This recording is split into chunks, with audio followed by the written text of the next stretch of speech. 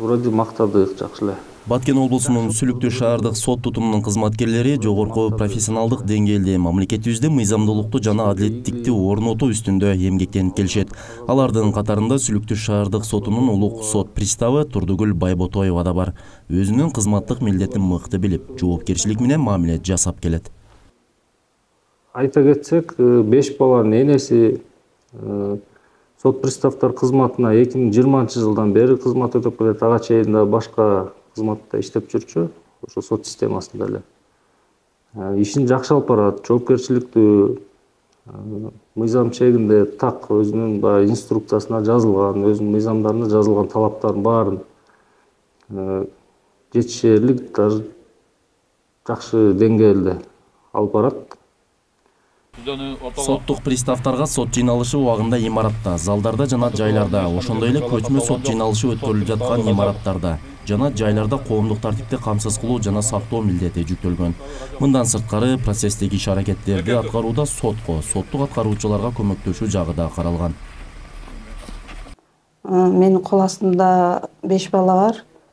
Бардыгы өз милдеттерин жакшы билишет. Негизи мамлекеттик кызматкер мыйзамдарга жүктөлгөн милдеттерин аткаруучу кызмат адамы болуп эсептелет. Пристав биздин ишибиз форма кийебиз.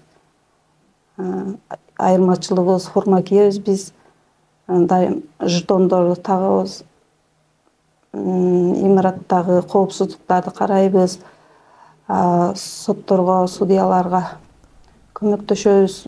Турдугүл Байботоева сот тутумундагы ишмердүүлүгүндө жоопкерчиликтүү кызматкер болсо, үй-бүлөдө мээримдүү апа, анын тарбиялап өстүргөн уул кыздары да юридика тармагында иштөөнү максат кылышат. Менин жолдум жолдоп, экинчи кызым менин жолдум жолдойм деп иштат, юрист болом деп. Андан кийинки кыздарымдан милиция болом дейт. Сизге окшоп биз дагы форма кийебиз деп ошондой дейт. Балам дагы военный болом деп ошондой дейт. Балдарым көп эле менин форма кийгениме кызыгышып, сиздин жолуңузду жолдойбуз деп ошондой дейт.